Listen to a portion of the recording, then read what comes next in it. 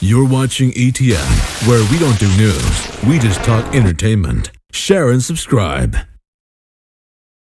Hey guys, welcome to Entertainment Talk Nation. This is Rob. This video, we're going to do my review for the X-Men trailer, the one that was released yesterday on the 15th. And, you know, one thing I noticed right away about this trailer that was very different from the previous ones was the more lighthearted scenes with comedy. Prior to this trailer, the other ones look a little bit darker in tone. We're really selling that end-of-the-world element, which is still there. But I guess it's kind of cool to see that they're still keeping some of the humor in there, especially when Wolverine punches Beast. That was just so funny. But at the same time, another thing I really got out of this trailer was the movie's probably going to majority of the movie's probably going to take place in the past. So we see Wolverine, he's sent back, seems like he starts recruiting people. You know, he's going back obviously to get Xavier, Magneto, he goes and gets Mystique.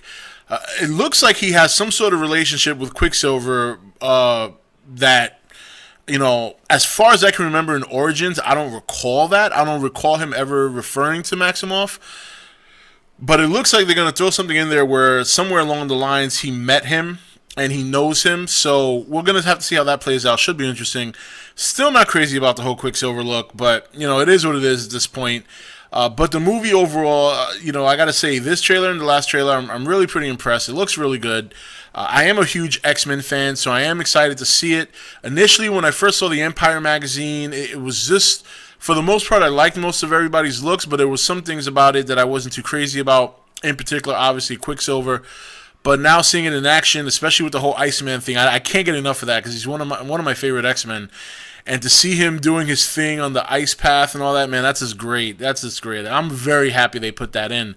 That's actually one thing that a lot of people, at least as far as I can remember, back in the day when Iceman first came around, a lot of people were wondering where that scene, you know, where that power was. And then you only got to see a hint of it in The Last Stand. But now it looks like Singer's put it in there for a good, not a good portion. I don't think we're going to see it that much. I think that might be the extent of it.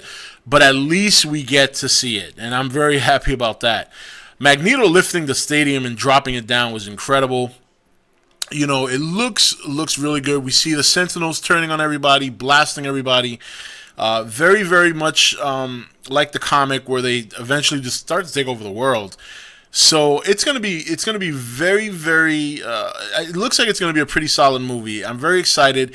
If they do focus more on the past story, I think that's a wise move because those actors from X-Men First Class, you know, Jennifer Lawrence, Michael Fassbender, and that whole team, that was a very, very good movie. And if they focus on that crew, on those actors and those characters from First Class, I think it's going to be a winner.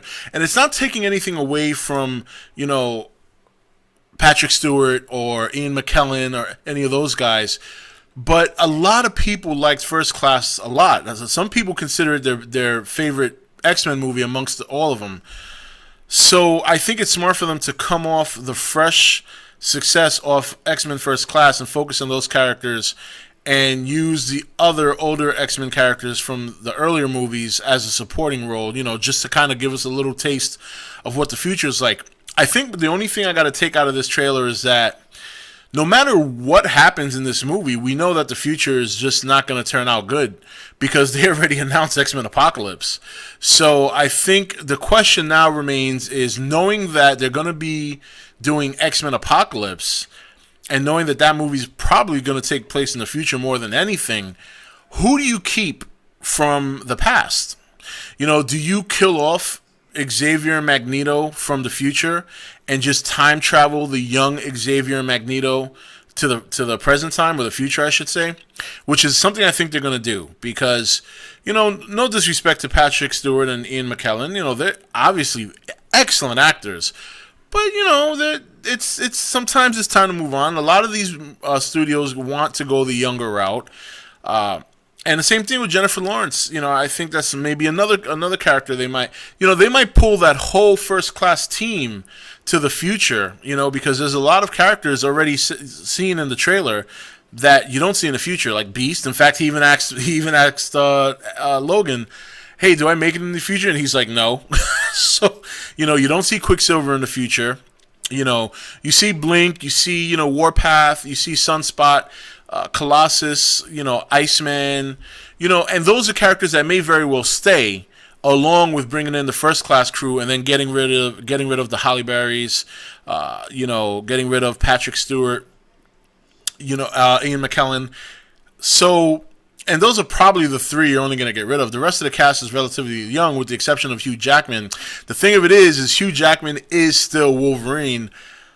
I don't know how they would ever, unless they reboot the series completely, if they're going to continue with this storyline, with these characters in this world, I don't know if you replace Hugh Jackman yet. But if they were to reboot the movie, like if Apocalypse becomes like a reboot, that's the start of a new series in the future, then maybe I can see them recasting Hugh Jackman as a younger Wolverine.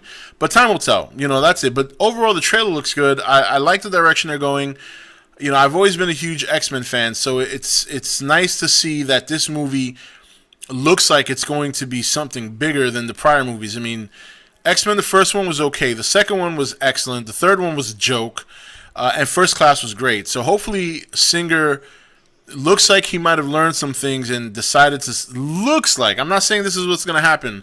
But I'm speculating, based on what I've seen on the trailers, it looks like they're going to be focusing more on the X-Men First Class characters as opposed to the older X-Men movies. So, but we'll see. I like the trailer. What do you guys think? Are you excited about X-Men Days of Future Past? Are you excited about the trailer you just saw? Let me know your thoughts, and I'll see you next video. This is Rob signing off for E.T.N, where we don't do news, we just talk entertainment. Take it easy. Thank you for watching E.T.N. Don't forget to subscribe and join the Nation Facebook page.